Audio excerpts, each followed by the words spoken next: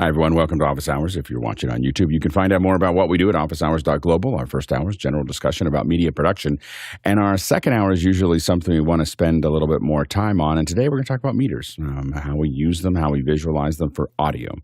So we'll talk about audio meters in the second hour and a little bit about what you need to know about those. So if you've got questions about audio meters, go ahead and throw those in. If you've got questions for the first hour, throw those in. You can throw them into Mukana and vote on them and chat with each other and so on and so forth. If you're not in Mukana, you can go to askofficehours.global and throw your questions in there, and then we will pass them into Mukana, vote on them, and then throw them into the show. So go ahead and throw those questions in, and let's go ahead and jump into the questions. Bill, what do we have? First question this morning comes from Guy Cochran here in the panel from Seattle, and Guy wonders, can an iPhone stream SRT with an HDMI or HD-SDI input? I'm sensing a Cochran here. Are you asking, Guy, or do you have the answer? Does he have the answer? Oh. There's clicking ensues. I'm going to guess yes. Yes, it can be done. I have faith that the question was asked because there was an opportunity there. Go ahead, Guy. Sorry about that. This just came about. I was trying to throw it in my Apple TV so you guys could actually see the screen. But there's an app called Camerify, which I guess has been popular in the Android world. But Axoon announced yesterday something that they'll be showing at CES, which is the ability to use the Axoon CMO with this app. And so I tested it yesterday, and if you guys push this question for a little bit later, I'll hook up the Apple TV and give you a little bit better of a demo. But it's really cool being able to take HD-SDI and HDMI into an iPhone and push out SRT or RTMP, and the app's like $13 a month. That's really cool. And it isn't something that is the new iPhone not able to see just a USB-C input, that if you have the new USB. That's correct. Yeah, so you need this $149 device that allows you to do it right now, but eventually it'll catch up. It's right. It'll just take a little bit of time. Because the iPad will do it, right? The iPad will do it. Yeah, absolutely. In fact, Andy Carlucci had announced that will be coming out this week, I believe, on iOS. Zoom will be able to take a USB UVC input device on an iPad into Zoom. So that should be, because you can do it with FaceTime right now, but you can't do it. And this is can't do it into Zoom. And that's in the iPad. That's in the iPad. It's super useful. Yeah. The ones with USB, not Lightning. USB-C. So what I'm talking about though with this Axoon device, I mean, you can kind of see it. I've got it Mickey Mouse here together, but this is the device going into the iPhone. Yeah. This is an older iPhone, so this is the 14. It's Lightning, so this works with both in the box. It comes with both cables, Lightning to USB and USB to USB. So this is what the adapter looks like. So you could put your phone in here, and this. Sorry, I'm not. And then it's got an HDMI input. Yeah, it's great. You have one of these, don't you, Alex? I do. They work great. I haven't used it for SRT streaming. I think that's new, but I definitely got one, and it works. So now you can take your ATEM Mini SRT, boom, right up to the cloud. So that give me a minute. If you push this question or somebody ask it again, come back to me, and I'll bring up Wirecast. Well, I think we're going to talk about it a little bit because we've got a couple hands up, so you might have a little time. So go ahead and see if you go ahead, Jeff. Jeff Francis, sorry. Sorry, I was up on the next question. Oh, sorry. The question moved faster than I expected. We'll come back to that. We will come back to that. Next question. Alexander Knight in Port Coquitlam, BC, Canada. I need a way to keep track of important moments as I'm recording on my ATEM so I can easily find segments to clip for social media. Are there any clever hacks so I can drop a marker while ISO recording? Go ahead, Chris.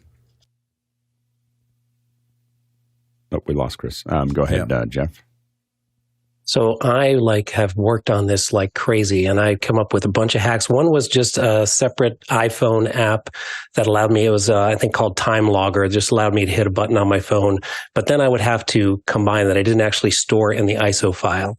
So if you're using an ISO file, you get the edits. You do not get super source. You do get your downstream keys. So if you're not using your downstream key, you could make an invisible graphics file that you turn on for a short while. So like that's a great thing to use a Streamdeck and companion. If you have an extra input, you could, I've done this where I had an extra input and I used a VLC on a connected Mac and it played that file for 1 second. And then I could see that is stored in the audio file, the audio ISO file. But what I've done on an ATEM Mini, where I was using all 4 inputs, sorry, I guess I'm screaming here. A little bit loud. Well, back down just a little bit. Where I used all 4 HDMI inputs, I wanted to use my downstream key, so I couldn't use any of those options. What I did was I took the mic input, and I took one of those old Polson headset mics that works on the ATEM Mini, and I just laid it on my desk, and I wrote a macro that takes the mic preamp gain for that input and turns it from -infinity to +6 and then back to -infinity. And that never gets mixed into the program stream, but I can pull the audio ISO file from mic input 2 and pull it into my Resolve file, and I can look for blips in the audio, and that's where I need to have these things. I want to have a button on my Streamdeck that just says fix me. So I'm in the middle of a stream and I mess something up, I hit the fix me button, that macro runs, there's a little blip on that audio channel, it never goes into my program, but I can pull that file in. Genius. Go ahead, Jeff. Oh my God. It depends. If you're recording on the ATEM, one of the things you can do, if you're on a Mac at least, is you can write, even in Apple shortcuts, something that has a hotkey. So you can link that to a button on a Streamdeck, for example, and you can just write the time code to what can be either the XML file or depending on what you're writing in, you can create a markers list EDL file, and only because I just spent some time doing this. So you can create that time code, and you can write the note. So in other words, the note for that marker can say like social clip, and you can have different versions of this with different buttons. This is a social clip. This is a mess up. And then at the end, you have an EDL file, which you can bring in DaVinci Resolve, for example, and you just, massage the construction of that accordingly. And at the end, you just have a markers file you bring in, and bam, there's your markers with notes. I have the one that I use for some of this stuff is called time. I think it's called Timecode Log. And I was sitting there fiddling, trying to get it up. This is my iPad. So I have my iPad here. And what I do is I'm sitting here talking, and I just go, same thing, blip, cough. So I'm just typing what the issue is, and it just all I do is sit there and just type the issue out, and it just lays a time code. So it doesn't help me. I mean, it's the time of day time code, so you have to. And fortunately, most of the shows that I do start at the top of the hour, and very, very precisely. So it's usually within a second of the time as far as time codes go, and then I can hand that off. So if I'm in a position right now, the podcast that Jeff and I work on, I'm doing things. I can't really write things down. You can hear me type, but normally what I've done in the past is do this, and then I can sit there and send this out as a text file to somebody. What I want to work on is being able to convert that to EDL. Like, I don't think this will do that, but or convert it to something that I can drop straight into as markers. So I know that the other thing that we were talking about this on MacBreak, and I know that Jason Snell has he says he's got a bunch of shortcuts that he used with the Streamdeck, and he has different notes, like there's a cough, there's a da-da-da, and he just pushes the button, and it literally marks it. So I have to do some more research around that, but it's a pretty interesting puzzle there. Yeah, go ahead. And that's just a plain unstructured text file from that, Alex? This is just an unstructured text file with all you get is time code and the note, or the note and time code underneath it. So you can. And it's an argument for deciding where you record. In other words, if this is important enough, another just quick plug for how awesome Reaper is for recording audio. When I do voiceover, I have different buttons, and this is assigned to scripts in Reaper, and I can place a marker while I'm recording with those different labels, like this is a mess up, etc. For notes, I have a tendency. For notes, I have a tendency to want them to be separate from an app, so that I can open it anywhere depending on what I'm doing and put those notes in. And so that's kind of why I try to keep things away from. It's also why it's just an iPad app that I could find. I could open that iPad in any show that I'm working on, whether it's video or audio or depending on the pipeline, and just write things down. And I've got time of day notes that can go back to it. Yeah, go, Bill. Well, I was just going to say, this sounds exactly like what Phil and Greg at Intelligent Assistants did in Lumberjack Systems. Their system is you take an iPad or an iPhone or anything else, load up the little app for that. You pre-populate it if you choose to. You can do it in real time, but you can also pre-populate. This is a cough. This is a whatever. They did that so that you can say, this is this person speaking, or we're in this location, whatever you want. This is open. And then you just tap it, and it makes a real-time marker for that can import as XML into Final Cut. Same kind of thing. But that would just be a text file. It is, and I think that what they're doing is genius, by the way. And if I'm working on a film set, usually we have somebody with that app, running. This is just a super quick, very, very inexpensive, like the $3.99 app, I think, to do. And it is. I find that, I've talked about that a little bit with my telestrator. I find that when I'm in production, I need my interface to be almost zero. Like it's just, so this one, I can't process that much while I'm moving in real time. So a lot of times I'm just trying to keep everything super simple and easy to use. And sometimes I find that I need someone who's kind of specializes in Lumberjack to use it. It's not something that I can use quickly and easily and stay present to what I'm doing. Yeah, go ahead, Courtney. Yeah, if you're using the Mix Pre 3 anywhere in your audio chain, you could just synchronize the time code with your video time code at the beginning somewhere so that they're running the same time of day time code in sync with each other. And then roll an audio file on the Mix Pre, and every time you want to mark something, just hit the record button. It'll drop a marker in that audio file. And then you can use Wave Agent or something to print out the list of cue marks in that file with time code so that'll match. Yeah, I think that I'm trying to figure out something that I can do. Like what I really like about what I'm doing now is that I can type what the problem actually is. Like it's like I'm actually, just typing in the note. So yeah. Next question. Next question comes to us from Andy Kokendorfer in Viera, Florida. And Andy says, thoughts on the Shure MX920 ceiling microarray. We need a Zoom mic solution for a conference room where people tend to move about, but will not use handheld wireless. Thanks. Go ahead, Guy. Yeah, these are really interesting. There's a couple of manufacturers that have them. Sony, Yamaha, Sennheiser has the Team Connect, and Team Connect has 28 mics in it. The Shure has 8 in it. And basically, they call it steering technology, where it's able to figure out where in the room the person is, and then it takes those mics and it points them at them, and then they output via even Dante. David Barton was in After Hours the other day, and he showed us how he even has PTZ cameras that will automatically turn and will cut based on some QSys logic. He wants to do a second hour, so we should actually have him in. He's the guy to talk to about Team Connect and these Shures. Yeah, so far I haven't found. A lot of these arrays work. They're serviceable. I do find that we've worked with a couple companies, and it's a culture thing. It depends on what the C-suite does, right? So we had one company who, in their infinite wisdom, built a all glass conference room. Literally, it is a four straight walls. Well, the interesting thing about it is that they built it. And it looks great, like it's in the middle. So it's the floor where all the executives are, and it's kind of they call it the bubble or the fishbowl or something like that. I can't remember what it was called years ago. But the problem that they had was the audio was a disaster. Like no area mics worked. And so what it forced them to do is they got I think that they were using some of the Shure stuff, but it was I can't think of it at the moment, but their kind of their executive or their company corporate tools, but they had these little area mics and they put them in their pocket, and they got into the habit of everyone just got in there and just set them in. When they're doing a conference with somebody else, they just throw these little things in their pockets. Man, did it sound good.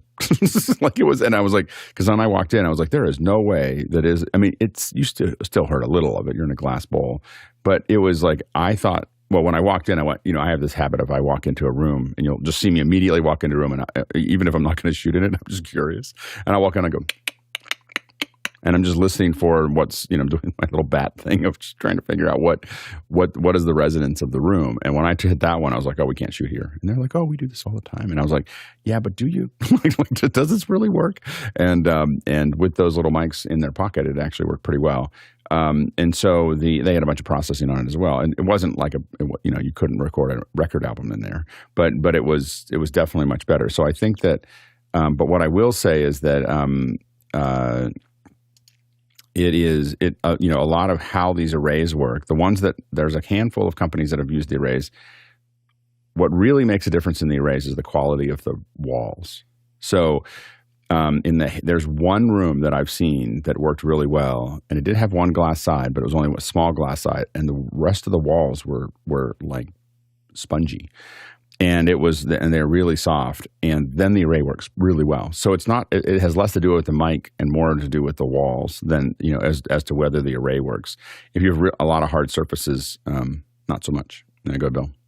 Yeah, I was just going to say, you were using the inverse square principle. If you're sticking it in their pocket and everybody else is 6 or 10 or 15 feet away, that's somewhere, that's 400 times less audio level getting to that mic than you speaking in it, and that's always going to work. No, it worked. So, it worked really well, and the system has auto mixing in it. It's got there you go. So it's auto mixing all of those things back in, and so it worked out really well. Yeah. Next question. Sean Johnson in New York. Good morning. Curious what Alex and the panel think might be new trends and popular client asks in production in 2024. A lot of this has to do with the economy. So what clients ask for often has to do with the how the economy is doing. So, and the reason for that is that the kind of work that at least that I do, or a lot of us do here, is if you're doing virtual events or you're doing online events or live streaming in general, what is predictable, and I mean the last 20 years or more, 25 years, is when the economy goes south, live streaming goes north. So we're what we call counter-cyclical. So because everyone suddenly doesn't want to pay for flights, doesn't want to pay for hotels, doesn't want to pay for meals, and doesn't want to do it. Like, how do we just get this out to everybody? And so if the economy is strong next year, then people might still want to do, a lot of physical events. If the economy dips next year or the year after, which, some economists think it might, then you end up in a hard turn upward. I can tell you, and it just depends on how sudden it is. In 2008, my company doubled every quarter for a couple of years. It went from nothing to being really, really busy, in work because things got really tight, and suddenly everybody had to figure out how to do it with less. So I think that one of the requests I'm always looking at the economy. I'm always paying attention to trying to figure out how to model it, and it's really hard right now. Nothing in the economy makes sense. So we're in this, none of the calculations. So I literally don't know what will happen next year. I don't think anybody really knows. They think they do. But I think that we pay a lot of attention to that. I do think that as a lot of these technologies get better, you're going to see more and more people looking for, they're going to still do physical events, but those physical events will have the same cadence that they have right now, which is 3 or 4 months apart, unless they're a really big company. But what we are seeing is the physical events are dropping, and we've been seeing this for years. I mean, since COVID, but, I know one large company that used to do 15,000 physical in-room events a year, 15,000 for a large company. They're now at 3 to 5. So they've already dropped, and the rest of it is all some version of streaming or online engagement. So that trend is happening. It may not be as noticeable, but it's happening behind the scenes all the time. Yeah, go ahead, Bill. Yeah, this is the slowest return from disruption I have seen throughout my career. I've been through other cycles of disruption. 9/11 was huge because when that shut down everything, my business did the same thing that Alex was talking about. It just went crazy because we were able to produce content and send it out so that people didn't have to travel. So we reduced the friction of getting messaging out for people in a situation where the friction had just skyrocketed. Nobody could go anywhere. I think the same thing is going to happen here, but it's going to happen in a different way. That's been my kind of strategy here is where do I want to apply my talents and efforts? And is there a way I can make it as turnkey as possible for my clients? Because what they want is to eliminate friction. They don't want to have to do a lot of talking and a lot of hassling and a lot of hand-holding. They generally want to say, he can fix this, just call him and let him fix it. And so I'm looking for those opportunities rather than looking for the opportunities I might have been in the past where it's gather a whole bunch of people and a whole bunch of equipment and make it complicated and we'll do this giant thing. I'm looking at how can I make it smaller and simpler. That's what I do. I look for the big, complicated, giant things. Go ahead, Guy.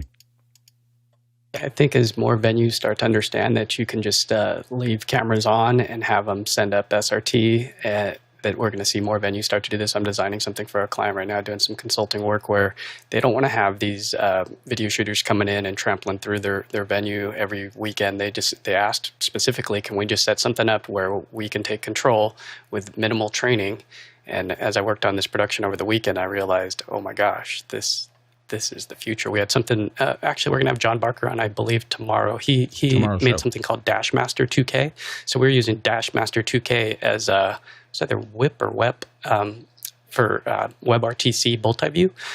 So if you know what you're doing, you can set it up. So the way we had it was we had WEP, the YouTube stream, and we had NDI, and it was all set up. Jonas set this up, so it was amazing to actually see it in production, 9-up multi-view, where really fast, super fast latency for controlling cameras, cutting, watching the audio, and I can mute and unmute each of the channels, 9 all on one up. So I'm sure as those guys are talking about their software tomorrow, that we can bring up Dashmaster as well. But you guys, you should take a look at that. That's the future, is somebody being able to see all of the cameras in real time, near real time, like less than 200 milliseconds, and then being able to call a show or actually just click right on the video and have it cut to that shot. It's pretty amazing stuff. Yeah, and that we were doing that with Marcia Kerrigan with some of the concert testing that we were doing, where she was in the middle of the country, watching the show over Zoom, calling the show, and even cutting the show. She's a panel, the time that she was able to tie back in. So and a lot of our shows, Nate Hill, who's been on the show, for a lot of the shows that we do, he just logs in. Because he's got a great internet, he's got an office, he's got control panels and all the things that he needs. He just ties into our system all the time and cuts shows. Now those are virtual shows, but he cuts them all. He cuts all those shows from Utah. Like we're not, we don't, like, the thought of flying him in is like, it's a lot more money, and so I think that we are going to continue to see. I agree with Guy that we're going to continue to see a trend where we saw production kind of get thrown everywhere during COVID.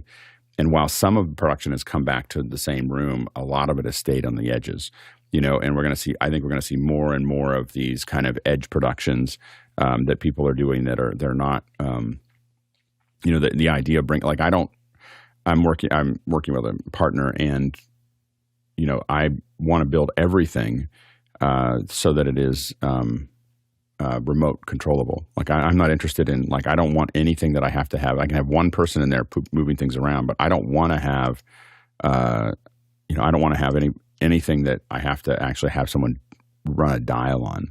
That worries me, because then I can bring the best people in the world, no matter where they are, in to run an event, as opposed to what I can get that day in San Francisco. Go ahead, Jeff. Yeah, one thing I'll show just real quick here, thinking about this from the other way around, is check out Future Today Institute. It's not specifically production related. It's heavily focused on tech, but not just tech.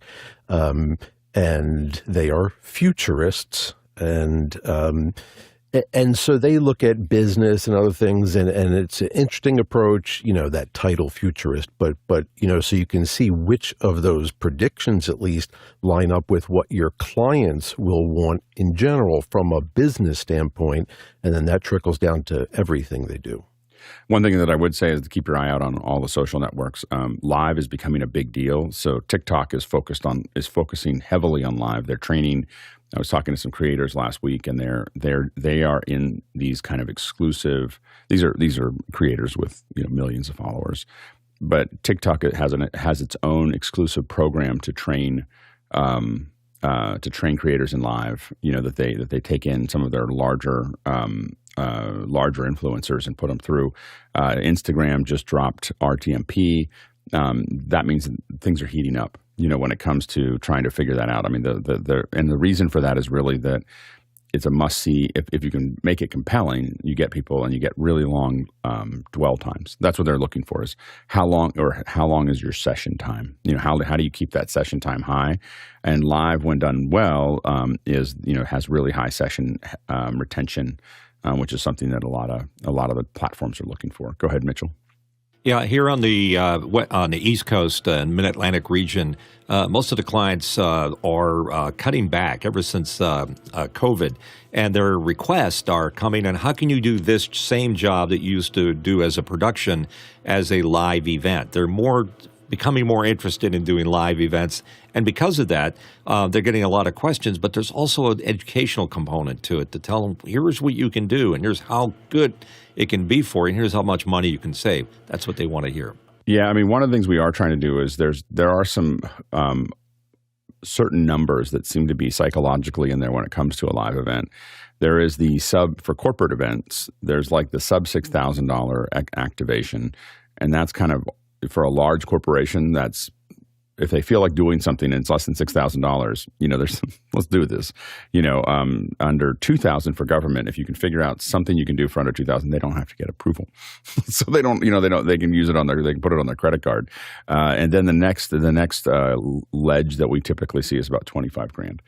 So if you go over 6 and under 25, that's a different set of things, but once you go over 25, then the next, like we look at like when are those next hiccups, and the next after 25 is about 60. But once they go over 25, it kind of can ratchet up in those areas. Go ahead, Chris. So Alex, you were talking about using people remotely and for live things especially. Can you talk a little bit about your thoughts on some of the delays and latency issues that you have when in terms of like cutting shows remotely? I come from a background, I've literally had directors ask me, I think I've said this before, ready 3 take, and they'd say, could you push the button on the K of take and not the T of take? Yeah, so in music, it's really actually pretty hard. So what we had to do is, I know you and I both cut with Marcia calling the show, and we knew where she was trying to hit to. So we were oftentimes cutting to the bar or to the beat or whatever of a concert. But what it took was someone who knew what they were looking at and listening to her commands, but she knowing that she's 200 milliseconds behind and kind of reacting to that and cutting at the appropriate time to make that work. For corporate events, I find, and sporting, obviously is, the cutting really has to be local, to be honest. I mean, for a large sporting event. For corporate, a lot of times it's, I think that people think it needs to be cut right at that moment, but it doesn't. So anyway, so I mean, again, there's a little bit of wow and flutter. Cute. Look at you worrying about stuff like that. I know, exactly. So I think that it can be, obviously you don't want what you're trying to avoid is pregnant pauses or things that are just kind of like waiting for something. So you want to keep that pretty tight, but generally inside of 200 milliseconds, plus or minus 200 milliseconds is pretty good. Like, it's not, 200 milliseconds is a pretty fast amount of time. So it's less than a quarter second. So, if you're reacting a little slow, it's not the end of the world. So and I know people get it into their head that it matters. But the reality is the human of them telling you and you hitting it is more than 200 milliseconds, and so it's, it's kind of like when someone says, I think that the audio is 15 milliseconds off, and you just go, like I'm not going to listen to that guy anymore. like anytime someone says 10 or 15 milliseconds off, I'm like, you need a knob that has clicks on it that does nothing, that you can just hear. Okay, that's going to be good. The other thing is, I think that when it comes and I had this experience with what is it, Marcella again? Yeah, Marcia was it the metaphor, the switching metaphor that works better is really much more of a European sort of vision mixer. I think about the videos I've seen with Hamish Hamilton, where he cues up the next shots he wants to see. But in terms of the actual cut, the vision mixer, the TD, as we would call it, is going to actually hit the button at the point. And make the right decision. Yeah. And so that's what worked well with her was she would say, look, I want to go here, here, here, and here. It's like, oh, that's a good idea. Yeah, you want to get some of that snare drum or, some of the sax solo or whatever it was. I can't even remember. And then you go, okay, and that beat, and she probably wants it there and there. Okay, what's next? Kind of that sort of thing. And and live is pretty messy. When you actually watch live, like where you get to, you rarely get to see live. Like you very rarely see live ever when you're watching TV. If you think, the nightly shows and all those things, those are all delayed. When you get to see live, you really get to see in broadcast how messy it is. Like watch a red carpet or watch the East Coast broadcast of Thanksgiving live or watch there's a handful of them that are truly live. Now, I'm not talking about football because in the United States, because the infrastructure for that and the team is for football games is at another level, but it's very predictable too. It's a pattern, of that thing. But outside of that, when you look at just people talking and stuff like that, when they actually do it live, it's actually pretty messy. And there's actually not that many broadcasters that are very good at it, so when they have to do it, it's actually usually not as good as what a lot of streamers will do because we do it all the time and they don't.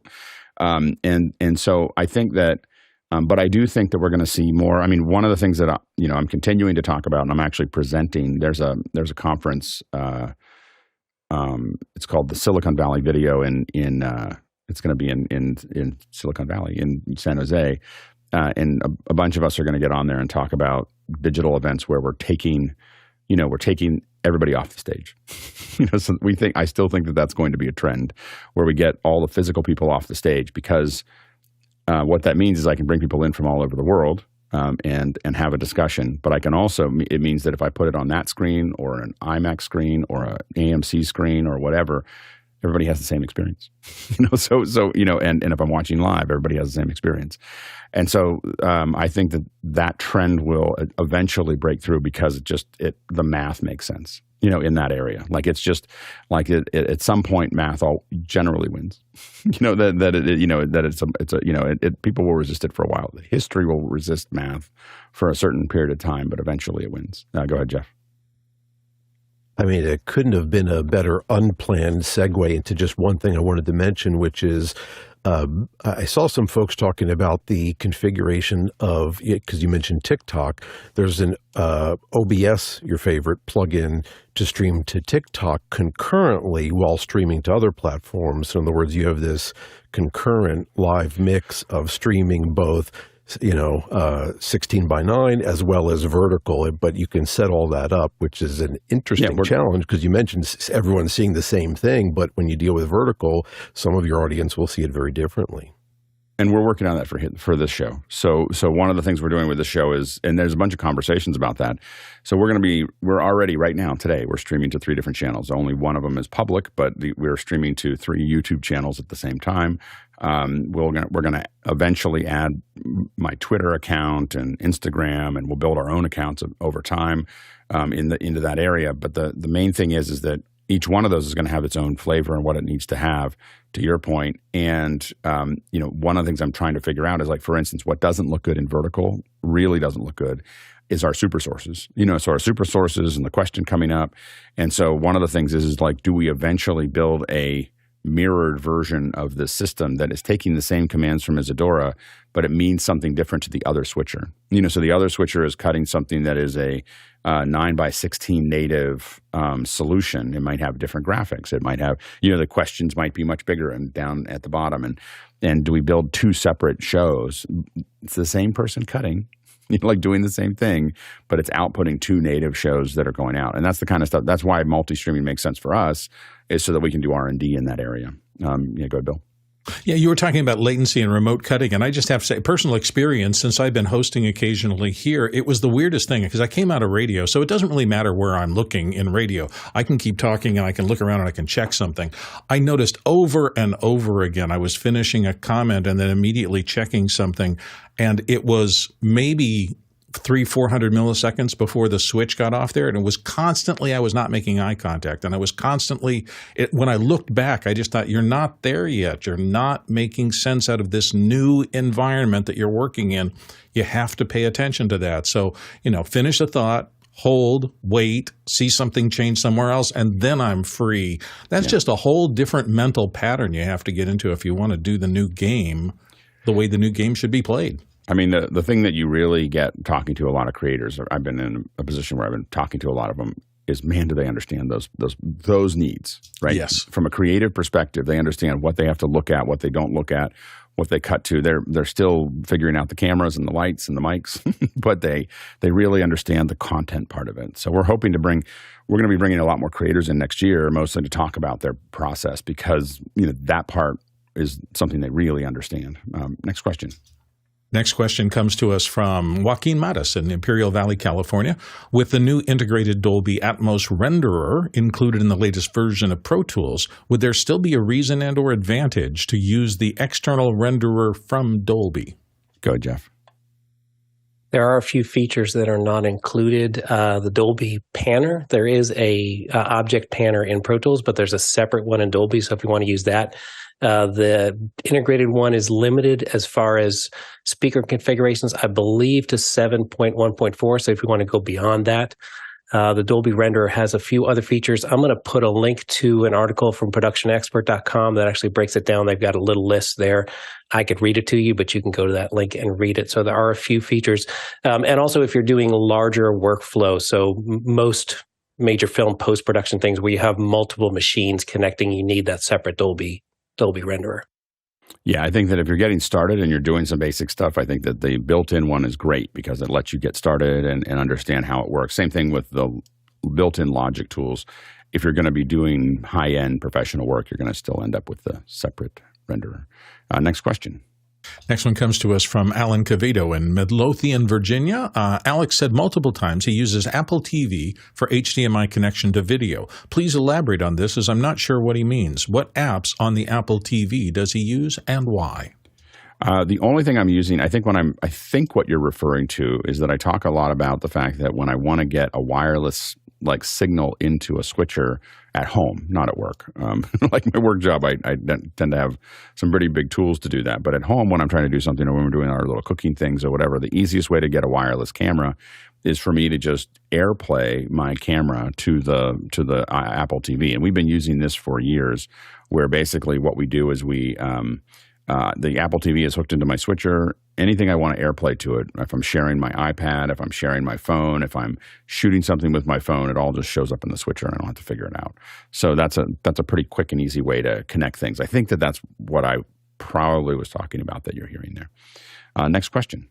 The Guy Cochran question, Seattle. Can the iPhone stream SRT with an HDMI or HD-SDI input?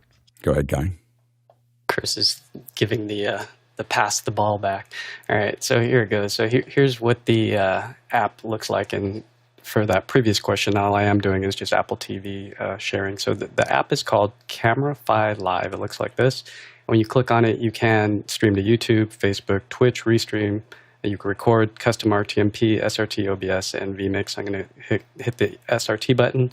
And when I hit start, you'll see that I am now feeding in my signal, and this is going in from the Axoon CMO device. So it's a $149 little hardware device. And now when I hit go, it says start in landscape mode. The screen orientation cannot be rotated after broadcasting starts. That's okay. And now it is firing up and should be hitting, let's see, go. And it's not going. Come on, go. Live demos. Live demo. It was working. I tested this many times. Why is it not feeding? Hold on, let me go back. SRT, start.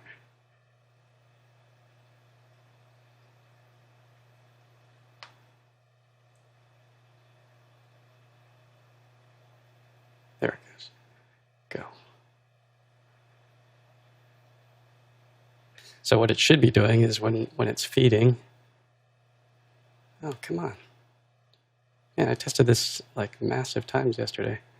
Interesting. Anyways, I had it in Wirecast where it was feeding over here and accepting the stream, but for some reason it is now not. I don't know if it's because I'm feeding the Apple TV mirroring. That's the only variable that's changed. But anyways, that's the idea, is that you take this $149 device, you feed an HDMI, and it kicks it out over to your vMix, your Wirecast, or the hardware decoder. And when it's working, it works great.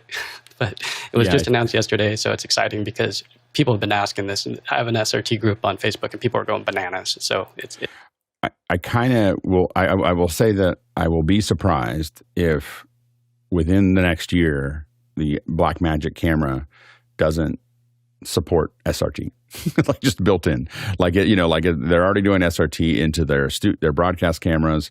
The format. I actually think that the phone is capable of it. I just don't think that it's of seeing the video through the. I think in the operating system. I just don't know if it's anyone's doing anything with it yet. But I think that you're going to end up with something that looks like basically a field monitor that is your phone. By the way, I was looking for something else and I found something.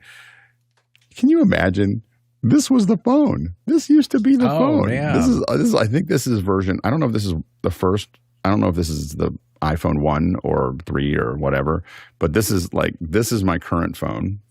I picked this up. I was like, is this little like a little whatever? And I didn't even know what. I wasn't even sure what this was when I picked it up. I was like, is this like a little iPod or something? And I realized, no, that's a phone. Yeah, they had a touch that was in the same form factor. That No, this is the a phone section, but that's a real phone. An iPhone on the back. I can't remember whether it's the iPhone 1 or 2 or 3, but it's in one of the first. It's black. It's the 3G. It's the 3GS. Yeah, the second one. The first gen was silver.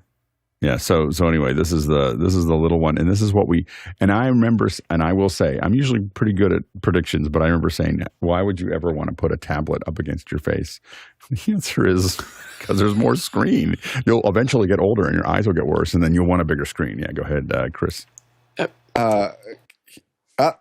Oh, okay, good. I got to show this real quick. So I got it working. I found the problem is that this is a clamp that holds the phone, and it was pressing the volume button the whole time. So now, with it not pressing the volume button the whole time in Wirecast, you can see that it is SRT streaming. So it does indeed work. Just that's great. If you use it, be careful about the clamp pushing down the volume button. It's a pretty constant it lines problem. Up directly.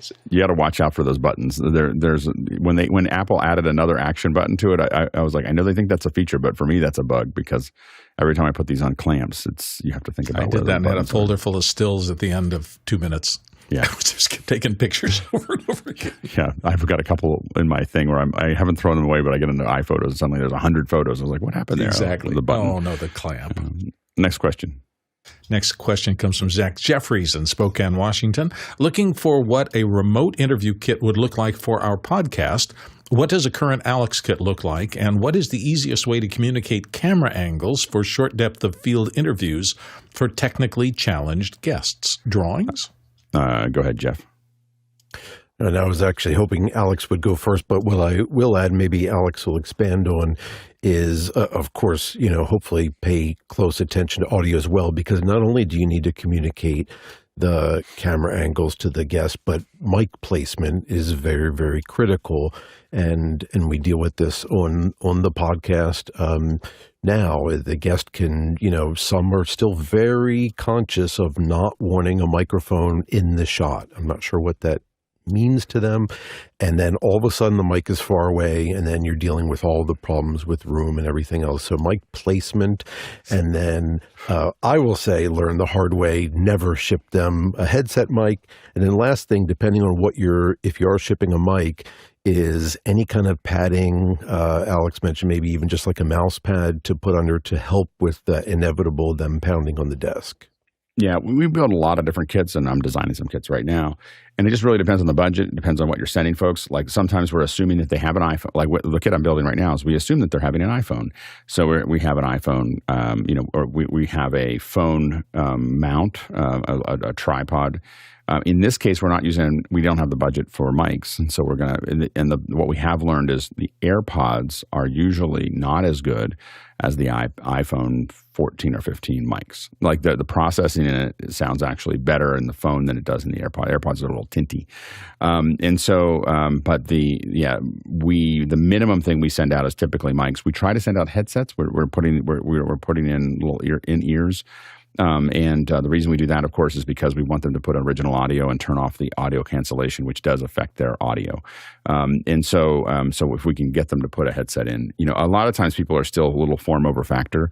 So that's the big challenge that we have, as Jeff said. When we're sending out remote kits, we don't worry about a lot. We like short depth of field. I have to say that we used to send out the Blackmagic cameras. We now, most of the stuff we're looking at right now is with Sony cameras, and that's because of the autofocus. Managing autofocus with the remote folks is really problematic, and so we don't use the 6Ks as the remotes anymore because of the autofocus issue. It's not an issue. I mean, that's just what the camera does. I mean, Arri doesn't have autofocus either. Like it's not like it's just that for remote and for webcams it works out really well. We do send still MB7s because it means that if we wanted to use them for XLR, we could, but we still can put them in. The one problem is that the micro USB is really delicate. And so we're finding that as we send them out as a loaner, where people are plugging them in and unplugging them all the time, we may have to move past that so what we're looking at is the MB7Xs, which don't have the USB, and then using these little Shure inserts, and the price comes out to be a similar price but this then gives me a USB-C connection. Next question. Next one comes to us from Joaquin Mattis in Imperial Valley, California. I have an audio interface that has a single 1/8-inch headphone jack, and I need to split it so that two headphones with 1/4-inch connectors could monitor the output. Would I need to run it through an impedance transformer, or would a simple short Y cable work? Go, Jeff.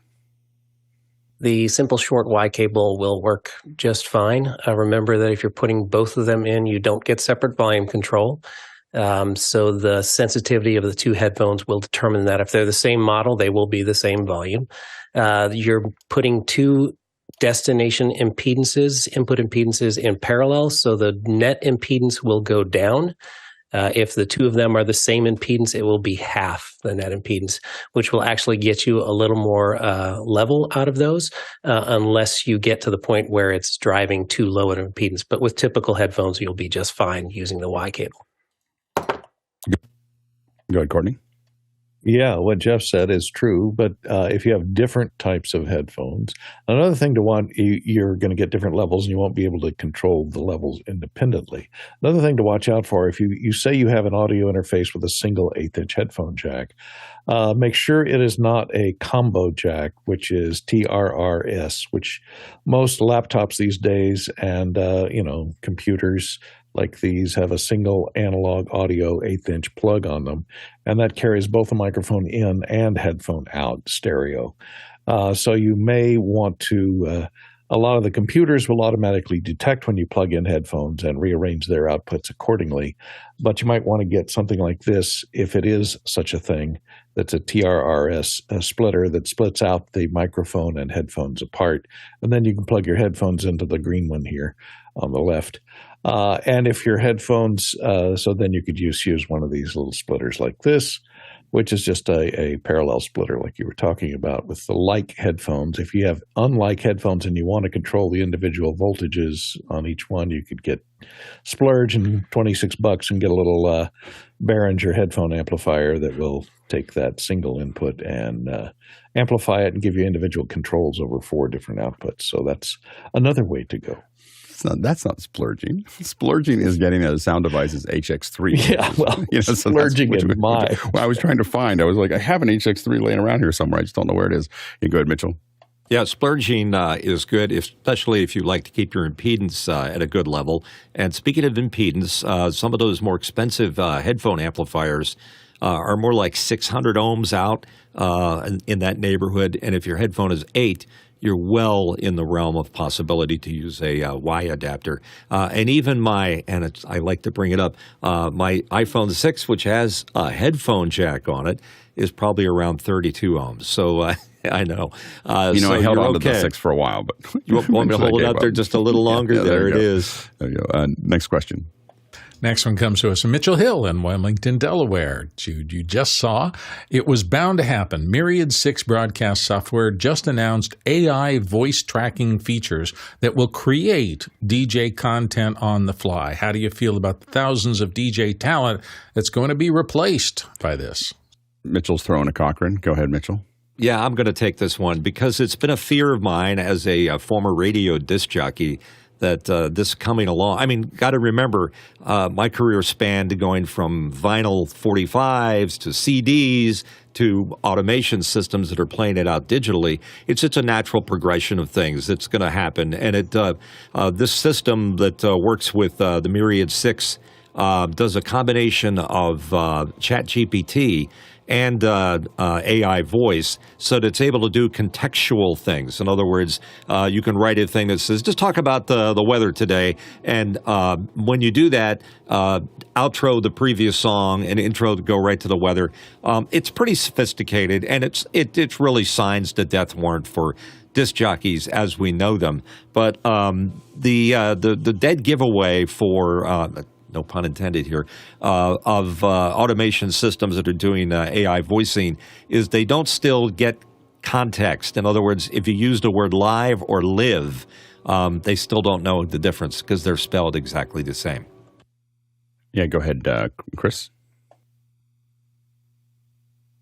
I would also like to point out that dogs bark at the computer robots. We know that from the Terminator movies. I would say that if your job gets replaced by a computer, I would argue you really didn't have a job. You were just holding a seat for the computer until it got smart enough to take over. So again, the number one thing that we need to do in our careers, all of us, is we need to strive to be in that, top 5 or top 3 percentile. And when you're there, the computer's not going to take my job. I know what I do. There's a lot of what I do that can be automated, but it can't do everything that I do. Yeah, I mean, I think that one of the things that we have to really to underline what Chris is talking about is this idea that you can just do something and you're going to be able to do it for the rest of your life. That's kind of over in the Western world.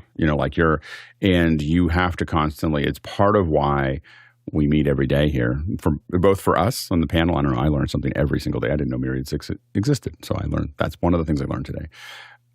But you have to be looking at how you're going to constantly be getting better. And you have to be constantly looking at how to get better. And you have to constantly look at how you're going to be different.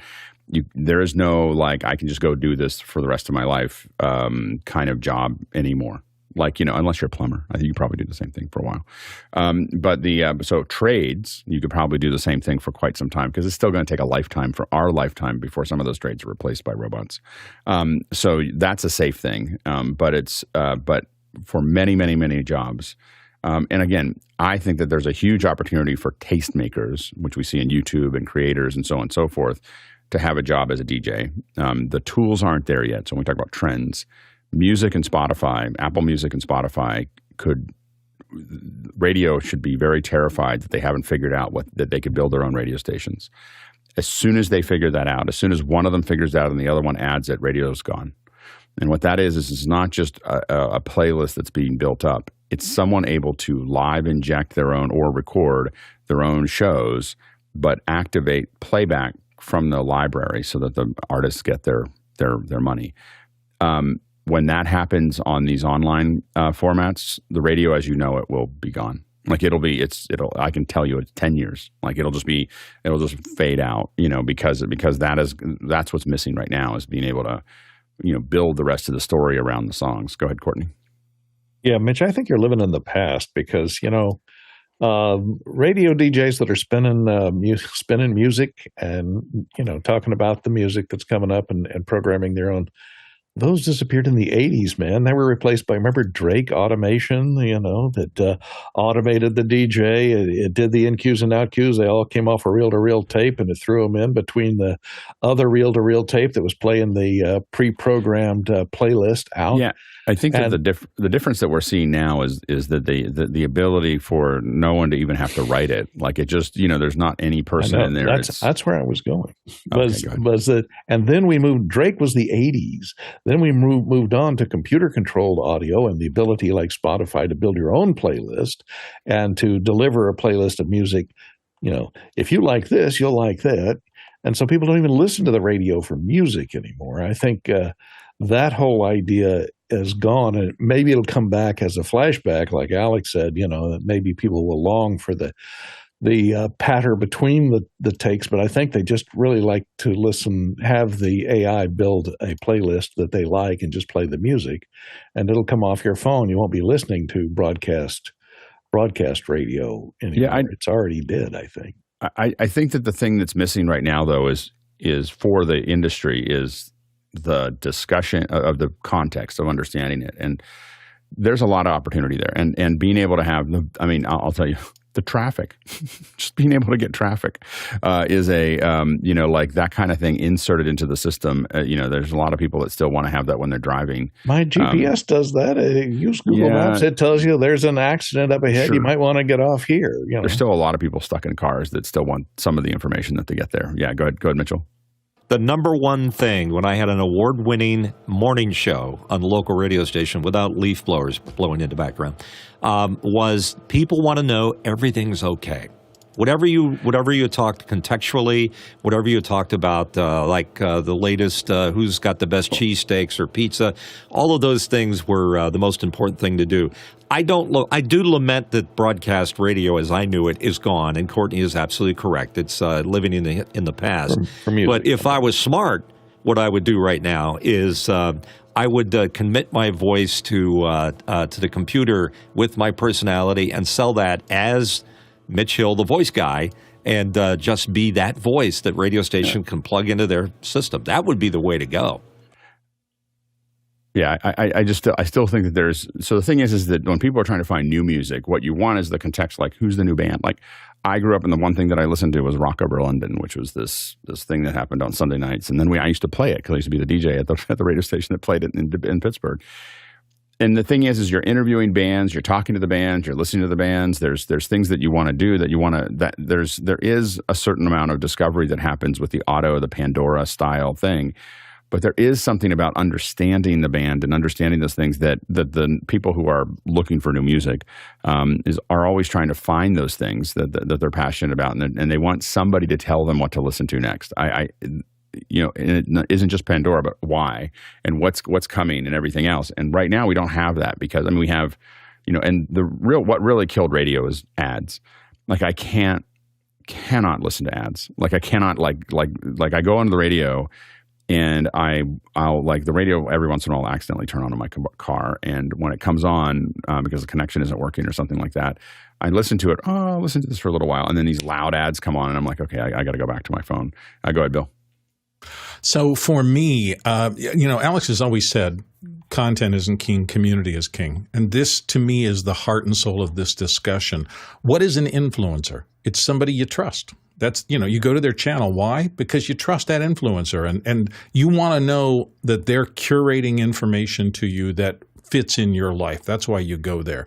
So for me, as this thing changes, it's what I lost in radio when the programmers came in, right? And I had 7 A songs and then 15 B songs, and I had to play an A song every 20 minutes through the course of the thing.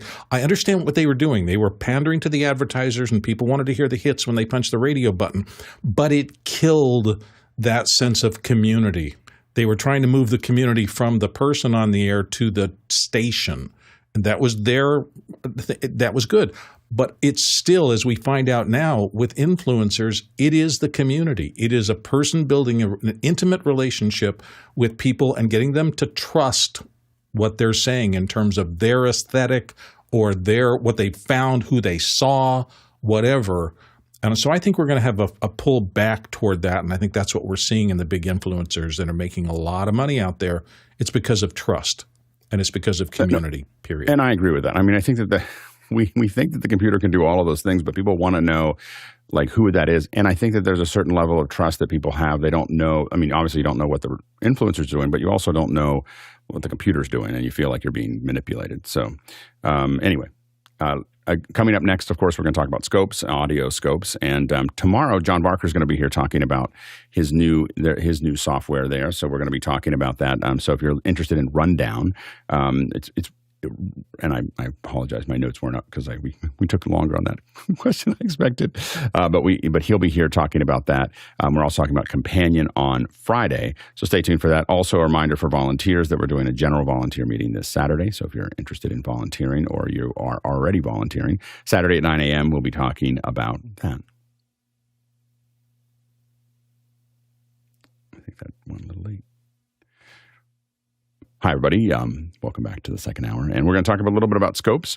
And listen, a lot of this will be asking, hopefully we've got a great panel here that deals with a lot of audio, and we'll be talking a little bit about audio scopes there. The thing, I have to admit that scopes were something that I didn't really think about that much in video and audio when I started doing live events. We had levels, we looked at the levels and we made sure that the levels were right. And this journey that I took with scopes really had to do more with the fact that when you're live streaming, there's not a lot to do. There's a computer that's encoding into the internet. And you're sitting there if you're not switching the show. So sometimes we were just encoding. That was one of my first things. We're just there to do the encode. We get the video signal from the client, and we've got a little laptop there. And I thought, we are charging a fair amount of money for this, and the equipment that we're using is expensive, but it's hard to understand what we're doing. So I needed something to happen on screens. Like this is how it began. I just needed things on screens so that they would see things that were happening, so they felt like something was going on. They understand why we're charging for it, and why they couldn't just put a laptop up there. And so I put these scopes up. I started putting different audio and video scopes up, mostly as eye candy. We literally called it the eye candy. And one of the things that happened very quickly, though, is that we started triangulating, being able to see the scopes and start making decisions about, like when I see this on a scope, this is what that means. And so what we, started to, triangulate was we actually needed to have, these scopes up there so that we could understand what was actually happening. And so I'll show you a couple, just two photos here. Let me see if I can pull this up here. So to give you a sense of like, this is, one of the things that we did here is that we had, if we look at this, so this is a conference where we have there's one more screen here. There's four streams going on at the same time, and you'll see this split. I'll show you another one here in a second. But let me make that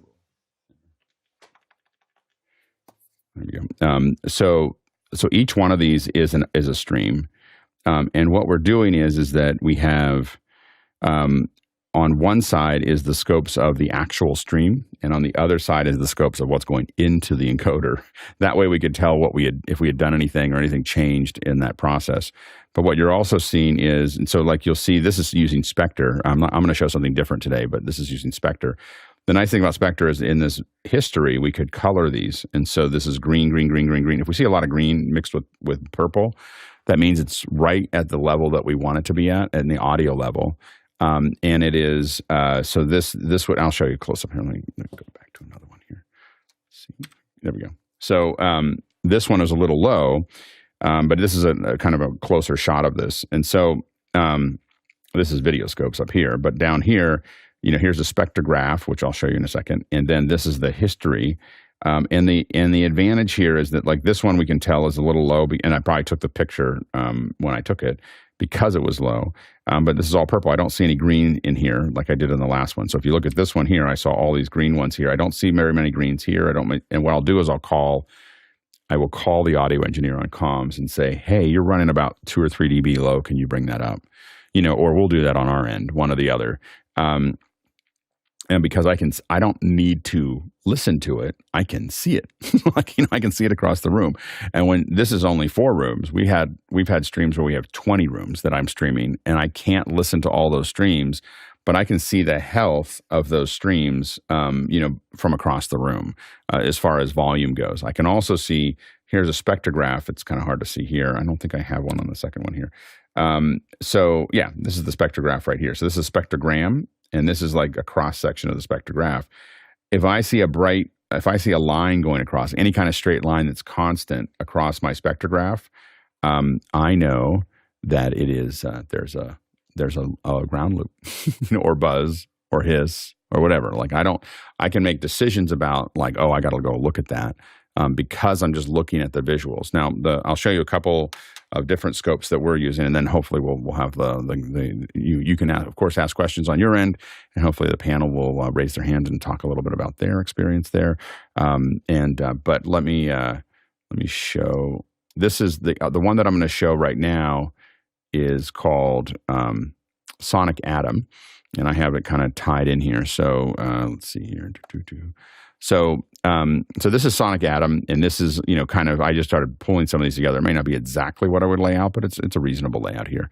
So there's a couple things that I'm looking at, when I look at this. This is so for instance, this is the spectrograph that I said now. And really what the spectrograph is, when you look at this is the cross section of this. So this is the spectrogram, this is the spectrograph. And so this very much relates to these colors here. The brighter these colors, and as they get warmer, the louder it is. So you'll see that if I'll do something stupid like talk like this. If I talk like this, you'll see how it actually, you'll see that number there. So I've changed it, and you'll see how it closes up.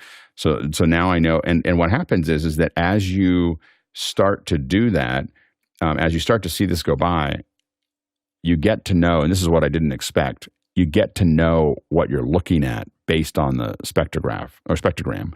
Like, you're listening to music, someone's talking, that there's, something else going on. Everything has its own flavor to it. And so you can kind of look at those things as you're starting to work on it. Again, the spectra, especially if I'm doing EQ, paying attention to the spectrograph makes sense, because I can see what things I might want to bring up or push down, where everything is, in that area there. This is a loudness, and you'll. Sorry, my loudness is over here. So this is a loudness, and what you'll notice is it's moving a little bit slower. This is my peak. So this is the actual, like, what I'm putting out in that area. And so those are 2 different meters. Normally, I think I just threw this up for this show. I would normally have those next to each other, so I get a sense of both of those things. I will say we pay a lot of attention in post to loudness. During live shows, the number one complaint that we get from viewers is that it's not loud enough. So we have a tendency to use that meter as, we tend to look at this peaking and go, how loud can I make it before it distorts?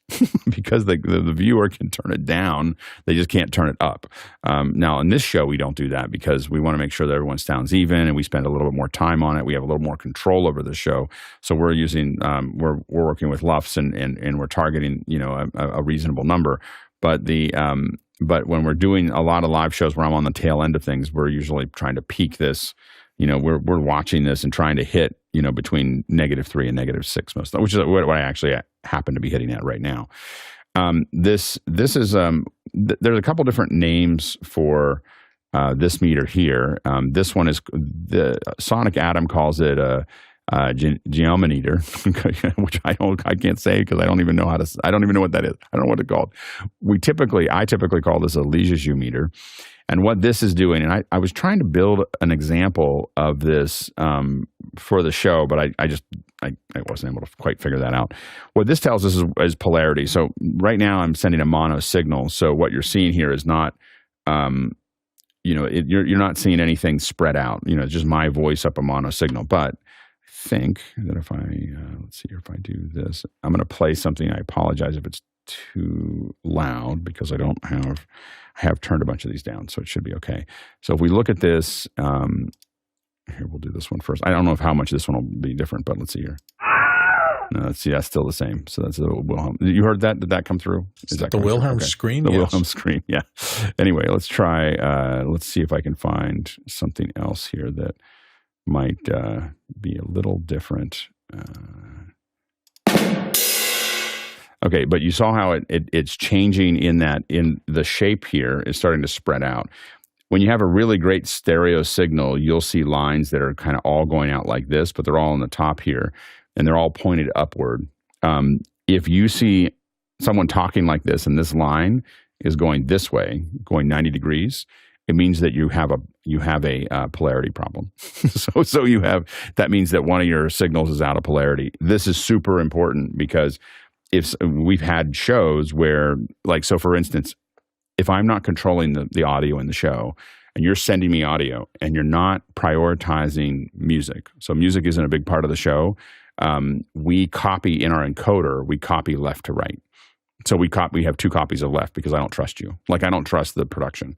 So unless it's a high-end production, I do. And then we don't do that. But if we're doing some little corporate job that is somebody else is running the mix, and the reason for that is that there's been 4 times that we've had people send us something that's got a polarity problem, and the problem is then it cancels out on people's phones, and then I get a bunch of phone calls. So my whole thing is if I'm not controlling the audio and you're not a really large, production company, I'm probably just going to copy my left channel over to my right channel in the encoder to make sure that there's absolutely no chance that someone's going to call me and say they can't hear it on the phone.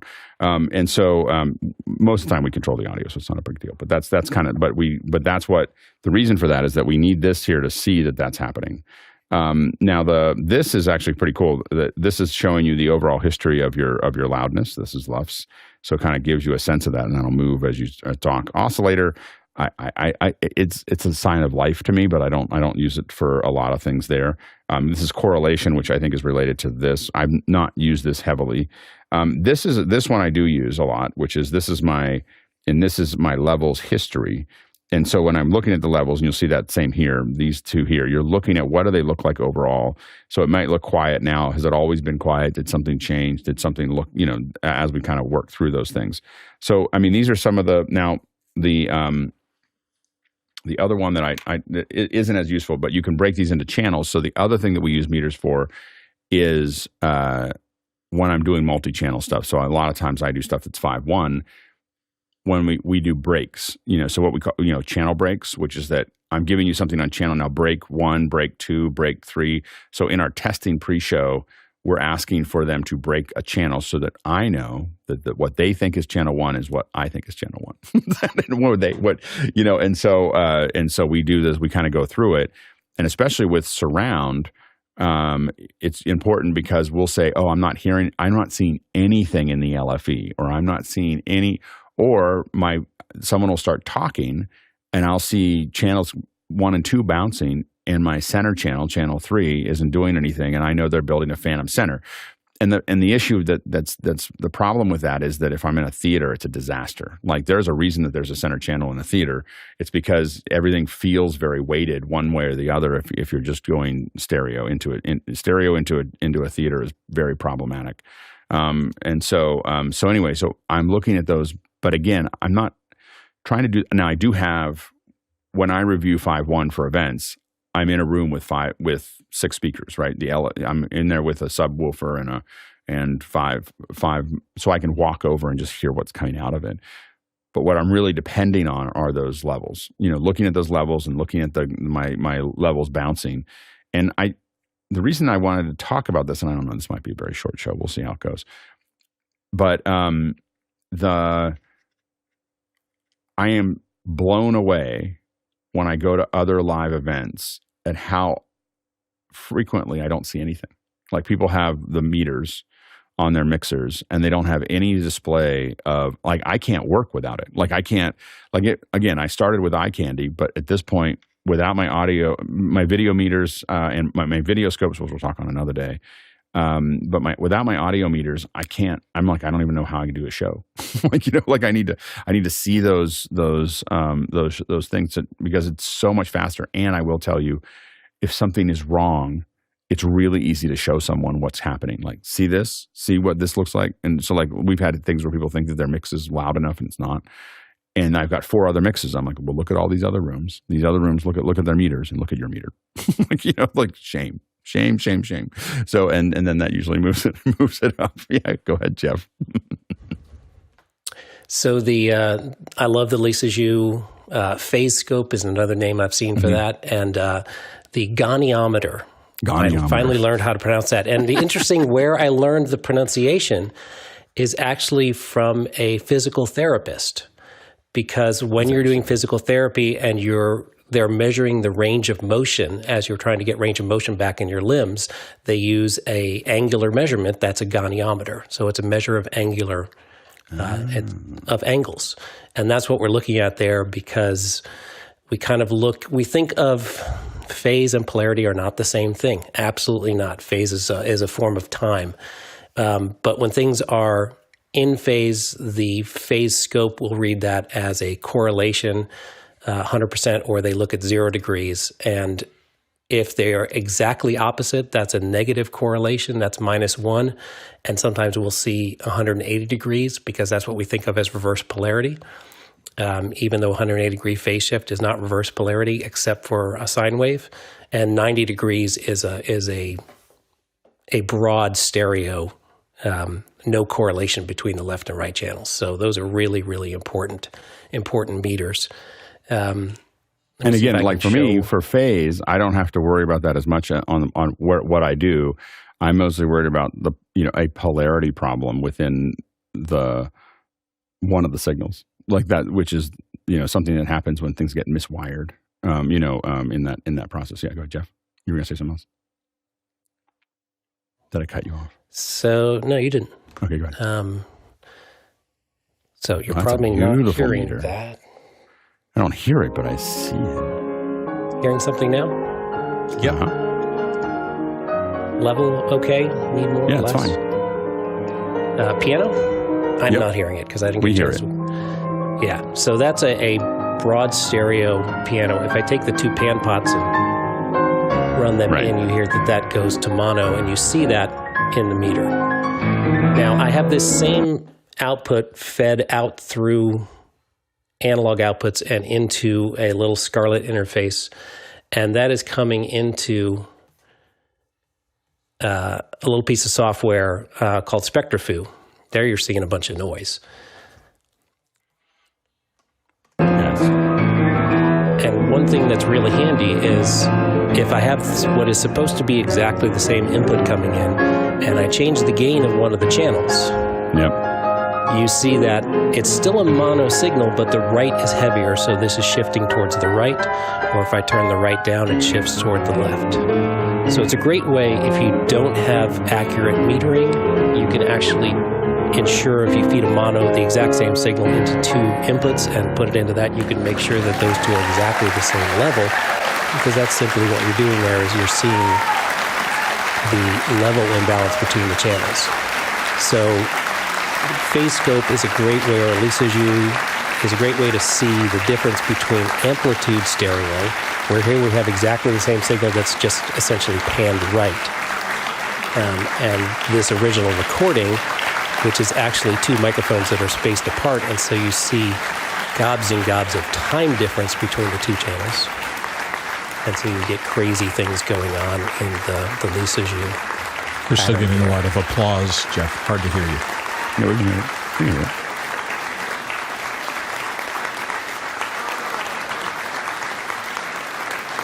All right, so you can hear me. So this is Insight. Let me just turn that level down of that guy.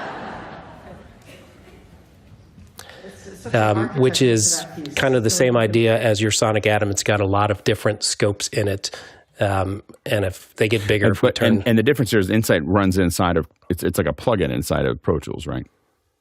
That's how this is running at the moment, yes. Right. Mm-hmm. And where did my sound go? It was here just a second ago. Did I kill the entire Pro Tools machine? There it is. So that's just the spectrogram, which is frequencies and that's top to bottom. bottom. That's a 3D version of what I was showing earlier. So that's a 3D rendering of the spectrogram. Yeah, it's beautiful. Yeah, there's the instantaneous spectrum analyzer, and then if you run it over time, you can see that thrown out. Yeah, it's just a 3D version of that. And there's options in there to switch that. But like you said, you can pick out certain frequencies that happen, which is really handy. And then level and history. So this is a LUFS meter. And as we've talked about, the LUFS meter has the three. The I is integrated, the S is short term, and the M is momentary. I find momentary to be pretty worthless.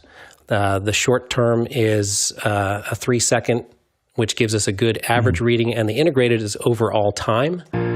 So you notice that resets, and we get the history down at the bottom, and we see those climbing and going. So you see the instantaneous drop right there, and then as the program goes on, the integrated will go from all time since the beginning of playback. And this is what streaming services use to do average loudness, is they scan an entire file. So we're looking for minus 24 on the short term, which hopefully would give us something close to minus 24 long term, which is integrated, but it's not, because there's many times that we're not talking. And so all of our breaks in between, that's going to drop our integrated overall level. Well, and this is a point of contention is, when we talk about loudness, the problem, when I talk to folks that do a lot of music stuff for the streaming services, they have these standards that they're looking for, and they're like, well, spoken word is very different than music. Like you can be really loud in spoken word and it'll still show up as a lower LUFS because there's space in between, so it's interesting. So those are some of the things. Anything else, Jeff, that you wanted to show? I do, but I'm going to need a minute to set it up. So okay, well then let's I want to jump talk about well. what's called a transfer curve. So give me a moment to set that up. No, absolutely. So while Jeff's setting that up, let's go ahead and jump into some of the questions. First one from Joseph in Sydney. Regarding audio scopes and meters, has anyone tried the Zenso DMeter application for Dante? You can get 2 channels for free and upgrade to 32 channels, and there's a link there. We haven't seen it. This is a DMeter. Yeah, go ahead, Jeff. I haven't used this. I do want to remind people, if you're doing Dante, inside of Dante controller, every receive and transmit has a tiny little meter on it. And it's one of the most useful things for troubleshooting Dante controller is when you're inside configuring things, if you open up a particular device and look at its transmit channels, each one of those has a meter so you can see if there's signal on those channels right inside Dante controller. That's great. I'll be checking out this Zenso, so thanks, Joseph, for that link, because I'll check that out. And let's go ahead to the, hold on one second. Yeah, next question.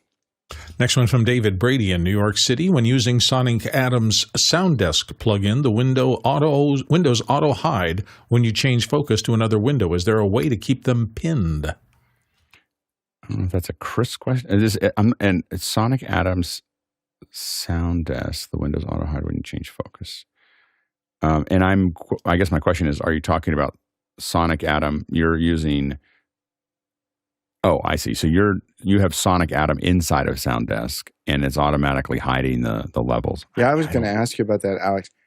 Just from a mechanical standpoint, how do you source your audio into Sonic Atom? Yeah, so I have, on my computers, I have this thing called, what do I call it? It's what I'm using for this as well. It is, I have a loopback called Prezo Mix and Prezo Return. So when I'm doing presentations, so what's happening is I have what I was presenting from was a different computer, and that's passing information back over Dante, back into my main computer. And then that's being mixed into using Loopback. I'm taking channels 7 and 8 for whatever reason I put them there. And I feed those back into the mix that's going to you and going to me. But, so I can hear my own mix from another computer. So all my computers are all have Dante virtual sound card in them. And so that way I can mix and match the audio from any of there's like 6 computers here. So I can mix and match audio from any of them. And then I use Loopback to make the combinations that I want to use. And so I have, what that's coming from is my quote unquote presentation computer, but it also has a program called Farrago, which is the same company, Rogue Amoeba makes Farrago. Yeah. So that's what I was hitting it. I have to admit, I got it because I didn't have it before. Like I was like, there was some bundle that Rogue Amoeba had, and I just included it in the bundle. It was a marginal amount more. And so it's cool. It's like a little Sounddesk that you can just hit buttons and have it play out music or effects or whatever. And so but that is on the same computer that has Dante. Its outputs. It's just looking at its outputs and going through. Anyway, that seems pretty straightforward and simplistic. I think any child. I know. I'd love to tell you. I'd love to tell you it was simple, but it literally. My Saturday afternoons are usually looking at my system and rerouting them and it takes me like a half an hour to remember how this all works. Like it's just always like, so what was I doing here and how did this work? At your house on Saturdays. Yeah, I think what Brady is talking about is he's using Sonic Atom inside Sounddesk, and when he tabs away from Sounddesk, it all goes bonkers on him. Yeah, I think that this speaks to your philosophy of having machines as an appliance. I'm going to guess if you were doing something serious, you would have a machine. It gets the audio. It does the meters. That machine doesn't. You don't go tabbing over and playing a quick game of if you missed or checking your email. Well, not only that. My meters typically now, and I understand doing it all in one place, but my meters. So when we do to make it. This is one of the reasons I had, for a long time, I had so many Mac Minis, is because the Mac Minis were just serving scopes. They were literally scope appliances. And I had one that was getting SDI in, so it would have an SDI, whatever, something from Blackmagic that does SDI in. And then another one would be right next to it that's watching the stream. And that stream is being fed into the scopes, both video and audio scopes.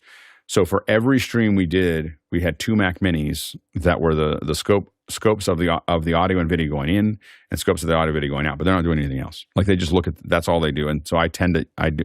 In this case, that's running on the same computer that I'm talking to you on. But normally my scopes are sitting on a separate computer and it doesn't have to be very powerful. Like a Mac Mini, the very base version will do. I mean, I had Intel versions 10 years ago that will do the scopes, without any trouble. Yeah, go ahead, Chris. And I have one quick question for Jeff.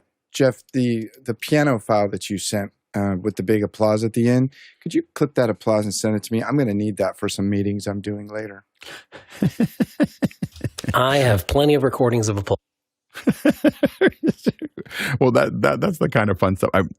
Again, there's another show that I'm working on that we might need to be able to punch in effects and stuff like that at the same time. A couple of us, and we'll include everyone here if we start doing it. A couple of us are talking seriously about doing radio plays, and so we'll put it out there for people that are interested. But the Farrago is me trying to figure out how to get the effects up. Now I kind of want someone actually physically doing them, but I want to be able to do them without a studio as well. Your Streamdeck can act as a soundboard too, quite well. It does it very well. Isn't that right? Also, the other serious question I had, quite often I will get. Question? Oh, sorry. Hey, there's got to be one a day, right? Otherwise, I get kicked out of here. So quite often, the typical like bad interview videos that I cut. I'll have 2 channels, a lav and a boom, right? Lav and a boom, and oftentimes, you hear people and you're like, you're not supposed to necessarily use both of them. They just push them up and they go, yeah, I'm done. What does it look like on that? What'd you call it? Laser zoom or the geonometer? And Alex, when you're using both of them. I'm amazed you thought the laser zoom was easier to say than geonometer. It took me years to be able to say a laser zoom meter. So I just have it in my head. Right. What would that look like on the geonometer if you have a lav and a boom? Because that's gonna now that's a phase, right? I mean, that's gonna break off of that perfect vertical line. And I got to say, that perfect vertical line for something that's balanced out, I might be buying this thing later. Well, and the question is, are you the Lisa Zhu? Who's I'm not even French saying guy? it right. Out there all this time, I'm still saying it wrong. Wow. Anyway. And I came here for good goniometer. information, and now this is what I get. Thanks, Alex. If you have your lav and your boom hard panned, so lav is in the left channel and boom is in the right channel, you will see vast differences, especially because what you'll mainly see is time difference. Because the lav's closer than the boom, so time differences show up crazy on a Lisa Zhu meter. Yeah, that Lisa Zhu will be spinning. It'll look like it's spinning. Yeah, if you want some good old like 1960s sci-fi visuals, take a sine wave and put it into a Lisa Zhu and put a second Lisa Zhu in there slightly out of time, or put it at a harmonic. You'll get some really cool things. And again, I think that what's really fascinating and why I recommend getting some kind of meter system that when you're doing live events is that over time, when you look at this, over time as you start to watch this, you start correlating. There's nothing better than doing it all the time. So even if you're not using these heavily, you'll start correlating what you're seeing to what you're hearing. And most importantly, you'll see me when something goes wrong, I will immediately go look at the meters. Like what am I seeing here? And what I'm making notes of is I know what that looks like now. Like I know what that problem looks like. And so doing it all the time, 80% of your shows, you'll barely use the meters. You'll use them a little bit here and there. You'll use them to check things in pre-show and so on and so forth. But in that 20% of the time, it just means that I can look over, and it's such a powerful thing to be able to do, is look over and just go, oh, that's not going to work, or that's not going to be right, or that's not going to, like, and the same thing with, when we started once I started getting into all these scopes, I started doing it for green screen, and we got very good at, what are you, oh, look at that. It's very pretty. I caught it with the shiny object here. I guess I'm not. Sorry, I just distracted you all. Yeah. So this is just, if I put two tone generators, one is 100 hertz in the left channel and one is 100 hertz in the right channel, you see these two are slightly out of time with each other because they're not the same tone generator. And if I nudge one of them, you see they're going in and out of polarity. Right? So that would be, do you hear that? Mm-hmm. You hear the beat frequency, like you're tuning a guitar. Right. If I go this to movie. That's 150 and 100, and they're drifting slowly out of sync with each other because they're not synchronized. So you can make all kinds of crazy things. That's great.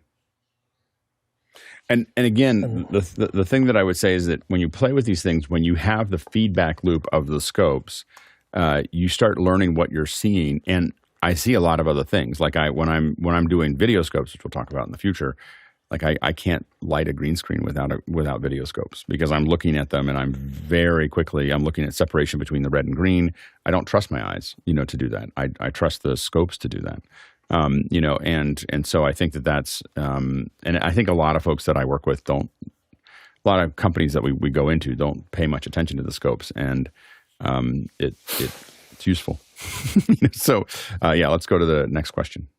Douglas Carmichael's up next. How do you use a phase correlation meter similar to a Waves PAZ to determine mono compatibility of your mix? Good, Jeff. So I'm showing this one, which is a stereo tool. And in the top, we have a phase scope, which is really just a Lisa Zhu meter turned 45 degrees. Lisa Zhu meter was made with an oscilloscope, and you just plug something into the X and the Y axis, and this we've turned to make it look more like speakers. So the left is forward, is up left, and the right is upright, and mono is straight ahead. And at the bottom, you see this, and let me zoom in a little bit more here. You see this range that's from +1 to 0 to -1. And that is the correlation meter. So it's kind of a one-dimensional version of this two-dimensional scope. So if I narrow this down to mono,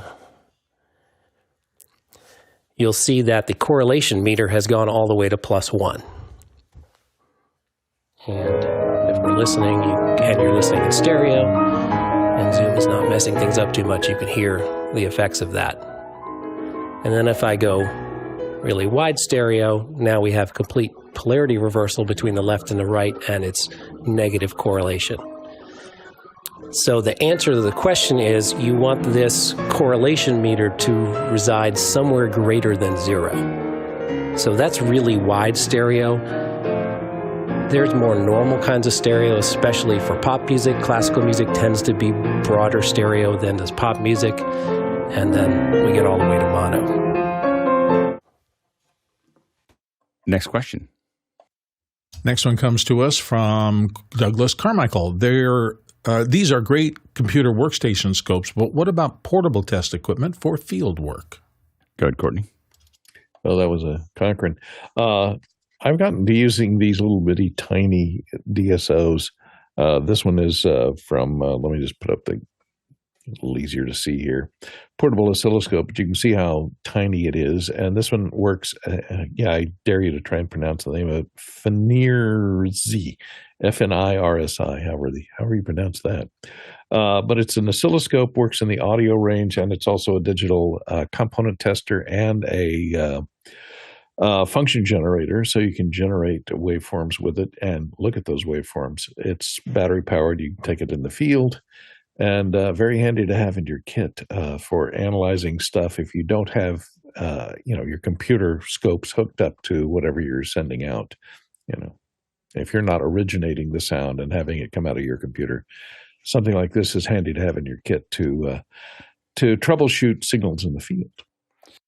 Yeah, and there's once we get into the field for both audio and video for some of these things, one of the ones that we probably see that I see the most, as we do this, is the Fabrics. So this is the Fabrics, and this is both video and audio. It's a little more expensive, as you can see. It costs more than $10, but it is. But it gives Mine us was only $66. I know, exactly. So anyway, this is probably the most popular one that we see. The other one that's really popular is called a digital forecast. A digital forecast here, which is this is a much smaller, less expensive version of that, and it does a pretty good job of stuff in the field. You'll see it's multiple monitors there. Also, I couldn't find the right picture of it, but Wohler makes a bunch of them that are both that have meters on them, and this one isn't a particularly good one. But it's mostly just metered. It's not. And I will say that at this point, there are many other audio scopes out there. I think the other thing to know is that some of these meters are available. Blackmagic's monitors have some of these audio meters built in. You can get some basic channels and so on and so forth. But I find that we've moved to software, and we've stayed in software for so long that it's hard for us to go back to the hardware because it's just a lot more expensive to get all those meters that we're looking for. Next question. Juan C. Robles in Mexico City, Mexico is up next. How do LUFS measurements vary between mono and stereo channels? I don't have a solid answer for that. Jeff, do you have any way to describe that? That's a. I haven't really ever thought about that. I know. I was just like, that's not something that I've had to consider there. So, next question. I would need to look at the spec of the LUFS meter to see. Yeah. I'm assuming it's summing the two to get a single number for the stereo. Yeah, I would assume there was an average. And it's primarily designed for. Yeah. It would follow the pan law. Yeah. But it's designed for final program. So it's generally designed for things that are going to be fairly balanced left-right. Yeah, absolutely. Next question. Rob Harris in St. Paul, Minnesota. How would I use something like Audio Hijack and or Loopback to route a streaming event, Zoom to StreamYard or Zoom and StreamYard, to Insight or another similar app? So the main thing that I do, now I will say for all major events that I'm doing, I'm usually using hardware. So I'm not routing anything through Audio Hijack and stuff like this. Is for podcasts and smaller things and everything else. I tend to be a hardware-driven person when it comes to actually doing the production that I do. But what I will say is that the great thing about Audio Hijack and Loopback is that you're creating a device that's available to a lot of other things. So you're saying, okay, this is a device that is a combination of these channels, and now I can give it to anything. So I can listen to the Prezo mix. I can put Prezo mix into many, many things for my show. And that Prezo mix is just simply a mix of, it's not particularly complicated. Let me see if I can pull it up. The problem with having a lot of monitors is that there it is. You lose things. Well, I just don't. I'm like, where did I put it? So this is not a very, like, my Prezo mix is a very simple thing in the sense that it is. If I cut to this here, all I'm doing is saying I have a Dante virtual sound card, and I can right now I'm only grabbing 7 and 8. Sometimes I might have more of these because I'm bringing more channels in. So I may have that be larger, and then I'm taking my mix pre in as well. So my mix pre goes into there as well. My Prezo return is a pass through from what I'm managing there, as well as the Dante. So whatever I attach this to is coming back to those output channels, and then going back to my mix pre to be delivered back to me so I can hear it. So that way, what I built these for was so that specifically for me is that I can play a presentation that I can insert into Zoom or meters or whatever, and I can also hear it. And then I can but a pass through allows me to say, well, I'm also going to grab Zoom's audio and feed it back to me along with whatever was going into Dante, so I hear it at the same time. So, next question. Douglas Carmichael, Alex, what was the metering application you mentioned that had a history of audio levels on the bottom? Spectre. Spectre is out there. The reason I didn't show Spectre today is because it's on another computer and I have to decommission it, de-license it and then move it over here. And that's why I didn't use it today. And it's expensive. It's like, I don't remember how much it is, but you have to buy a whole bundle that's like $700 or $800 or something like that. Synaptic is the one that bought the Spectre source code and has kind of refinished it. And was nice enough to let me have a version because I had Spectre in the past.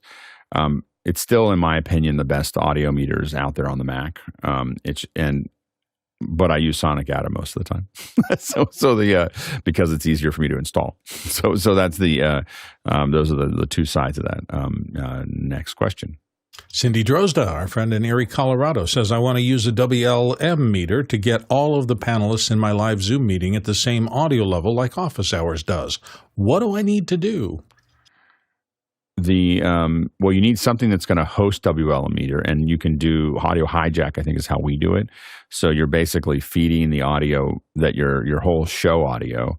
So you'll feed your mix in as well as everybody else's into the mix there. I believe that's how we're doing it here. And but that's WLM meter as a plugin for audio hijack. I mean, it can go into other apps, and then you're feeding out that audio. And again, we're using. In our case, we're using Loopback, I think, to feed that back in. So Loopback lets us grab onto those things, feed them back into audio hijack. And I don't do that part, so I'm going to say that is a educated guess on my end. so that's how I would do it to put it together. And the way the team does it might be different than what I just described. Next question. David Brady in New York City. For Alex, Farrago does OSC, and there is a companion module that makes the Streamdeck an awesome interface for triggering sounds. Postscript, I often add Star Trek bridge ambience to Zoom meetings at work. Probably so popular as an attendee. That is such a great use of it. Farrago, sorry, if not Farrago. Until I hear it a couple times, I won't know how to say it. No, I think it is Farrago. Farrago. Yeah. Okay. I have to do more with it. I literally just bought it. I admit I bought it a while ago. I put it on because I was talking to some folks about these radio plays, and I was like, I wonder if I could do a radio play where I had all the effects in there, even though I really want somebody in Zoom with a little sound effect studio that they're hitting things and doing things. I think that's part of the show. So we were talking about, this is a completely different subject, but we were talking about the idea that someone could close their eyes and listen to it. We create a radio play, but if they open their eyes, they'll see all of us doing it. Like if they want to watch us do, be the thing, they can, or they can just close their eyes and listen to it. So we're a bunch of us are starting to kick it around, getting closer and closer to the surface. Next question. Next one comes to us from Jeff Francis here on the panel, Columbia, South Carolina. What is SIM, S-I-M? Jeff, Can you answer this question? Jeff has a great question. Jeff, can you answer the question? What is SIM? SIM is source independent measurement. So the way, so if you're thinking about a speaker system in a room, both the speakers are not perfect and the room is not perfect. So the speakers and everything else in the chain influences the sound. The old school way was take a known source, maybe pink noise, which is equal energy per octave, that obnoxious tone, or a sweep. And you can then look at that on one of these spectrum analyzers or the spectrograph we looked at, and we would hope to know what pink noise would look like. But that's really annoying for an audience.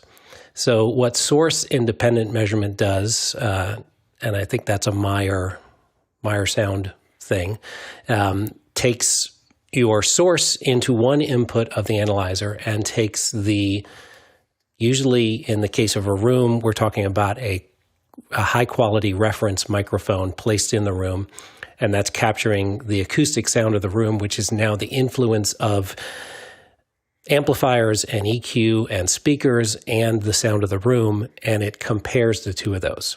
So what I have is just 2 channels of my audio coming in here, and if I hit play, you see that there's no difference between the two, but if I take this equalizer and I push up and I change the sound of one of those 2 channels, you see that it's showing me the transfer curve, the difference between the two. Exactly.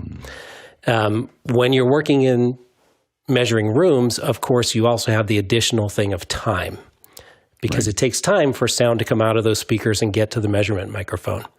And so this has in it the ability to capture and calculate the delay and compensate for that, the latency between the two. And as well as showing you magnitude, it will also show you phase versus frequency. And so you can see that, yes, equalizers do mess with phase. So we see phase on the bottom, and you see that various things are happening to phase with that. So what we're looking at here is SpectraFu, which I've been waiting for 2 or 3 years for them to finally get around to upgrading to M1 or to Apple Silicon.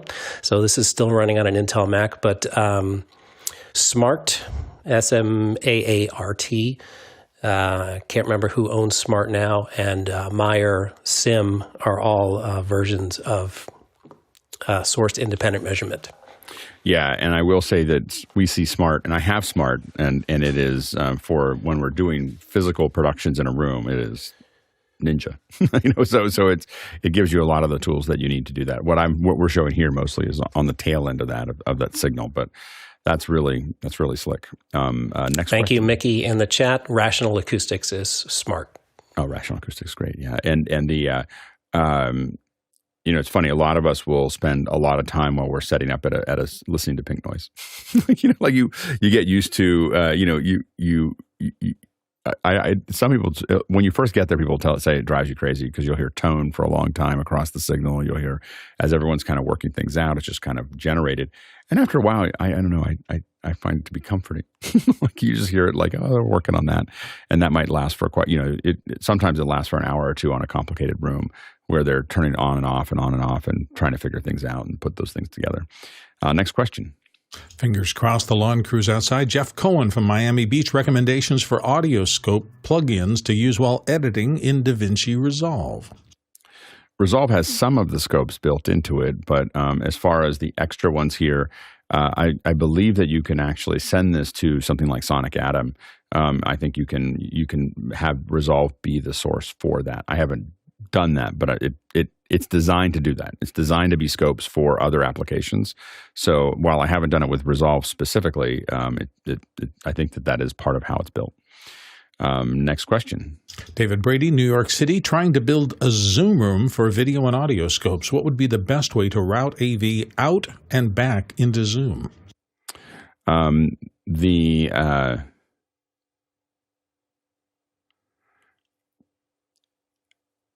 think that the question is, are you trying to route it internally inside of a computer, or are you trying to are you trying to get in and out of a computer, or are you trying to get in and out of the room? Because the question is what kind of hardware you might need. Go ahead, Bill. Well, Guy, I think, was doing that for the show for a while and making that available to people. And he ran into some sort of issue in the long run and stopped doing it. I know people have tried to put a persistent Zoom room. Yeah, if we're talking about the on the video and audio test scopes. Yeah, I mean, again, it just depends on what the hardware is that's there. So do you have hardware, and what's the interface? The problem you get into is with interfaces is you don't want them to color it at all. So that becomes an issue. But again, it depends on the hardware you're using for the Zoom room. Is it an integrated piece of hardware? Is it now what I will say is that if you're doing a Zoom room and you really want to know what the audio and video is on the other side, then join the thing that the Zoom room's in and then have that computer doing scopes, because that's going to tell you what's outputting, what is getting to Zoom. I always want to, like, the reason I have a whole computer dedicated to the end of the stream is because I want to see what is actually arriving there. And that can be affected by the encoder, by the final bits and pieces, by all those other things. So that would be the thing that I would look at is just jumping in, but having another computer that's managing and looking at that. Now, you may still want something internally, and there, if you have hardware, audio, whether it's HDMI or video, you're splitting it out and sending it into another piece of hardware. So for us, if we were doing something permanently, we'd probably have two of those there. One that's going to manage the hard AV, and the other one is Zoom, because then that tells us what the delta is between the two. Next question. Robert Soji in Los Angeles says, a little off-topic question, is there a Final Cut Pro plugin that can display various audio waveforms for use in a presentation? Go ahead, Bill. Yeah, there's some basic third-party ones out there. There is also under Channel EQ, if you invoke Channel EQ on top of an audio system and you enable the real-time analyzer there, you will get a very basic dancing audio waveform as to what's coming in. So there's one that exists you don't have to pay anything for, and then if you go to places like Motion VFX and things like that, you'll find some other ones. Next question. Juan C. Robles in Mexico City, Mexico. How can meters be used to measure room noise, or better, to use a specific software? Smart is where we start. When we start talking about rooms, usually we're kind of leaning, I tend to start leaning into that. Go ahead, Jeff. Just important that you have a quality measurement microphone, which is going to be a omnidirectional condenser typically, and a good quality preamp for that to go into, and a A to D converter. But A to D converters are pretty good these days. Yeah, no, absolutely, because you don't want anything that the mic or the preamp or anything else, you want it to be as clinical and clean as you can be. So it's not. That's the problem you get into, is that all of those components can actually affect the flavor of it. So you're not adjusting for what's actually there. Go ahead, Jeff.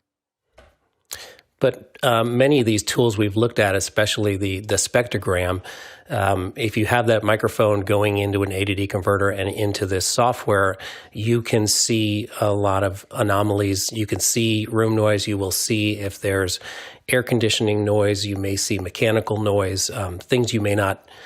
Your ear is not as perceptive at low frequencies, especially when they're quiet, but the microphone will be hopefully flat, and so it can pick those up, and you can see that on the meter. Also, if you then excite the room, you may be able to see room modes ringing. So if you turn on pink noise for a second and then mute it, and then you see if there are any frequencies that ring on, that will give you an idea about room modes where some room treatment, bass trapping would help. Yeah, absolutely. And again, this hour is an introduction to how these meters are being used. But again, the more you use them and the more you connect them to those things, the more you start to triangulate what's actually happening there. Next question. Next one comes to us from Andrew Lipnick in San Francisco. Can you talk a little about the perceived loudness of music versus spoken word, and how this might look on different audio meters?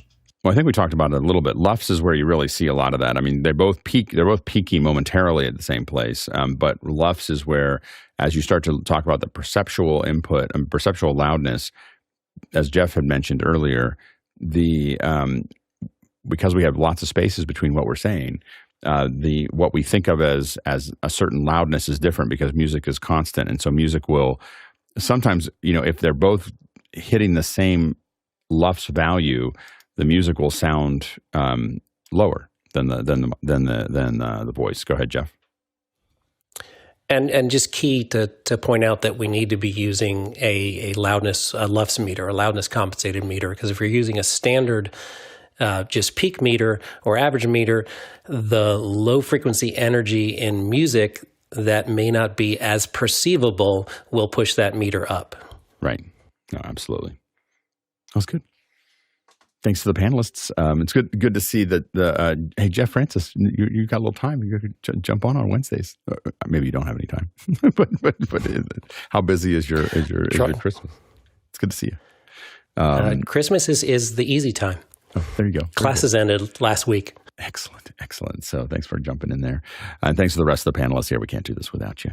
And thanks to the producers who asked all the great questions and kept both the first hour and the second hour going. Again, I say this every show, but I'm always like, maybe this won't last very long, but it always seems to always find its way to the end. I laughed when you said that. This probably will be pretty short. This will be pretty short. But a lot of great questions in the first hour and the second hour. A reminder that if your questions weren't answered in the first hour, they get sent back to you. You could bring them in the next day. If you put them in the QR code, they'll be automatically brought in the next day. So they're not lost. They're just simply put somewhere so that we can get back to them the next hour, the next day. So we'll be, again, we'll have John Barker on tomorrow to talk about rundowns. And so but in the first hour, we'll bring your questions back in. And thanks to the incredible production team that just, it's amazing. This is done every day. And so if you're interested in volunteering and being part of those production teams, a reminder that we are going to have a meeting we have a new volunteers meeting on on last Saturday we had one. This coming Saturday we'll have one for regular volunteers. So we won't be answering as many basic questions, but you're more than welcome to come by and see what's going on there. It's an incredible team that's doing the development, that's doing the management, it's doing the actual production. So thank you all for your contribution. We traveled 43,000 miles. That's 69,000 kilometers, and that is 343 million bananas for scale. All right, let's go ahead and jump into After Hours. I wasn't ready for my announcement because I have so many screens open with Loopback and the meters and the things. I was like, I can't. And I realized I cut off some of our poor panelists at the top of the hour because I was like, I can't. I have too many screens. There were too many screens today. I was like, so funny. You were in demo overdrive. Yeah. I think Hey, Jeff Cohen, check your DMs in Discord. I want to share more ideas about that ATEM logging thing. I'd love to hear your method. Oh, yeah, sure. Yeah, and Alex, I'm curious to see that text file that your app generates, see how easy maybe that is to convert that into I'll send it to ADL. you. Yeah, just ping me and I'll send you an example of it. It's literally what you saw there is the text file. There's nothing else to it.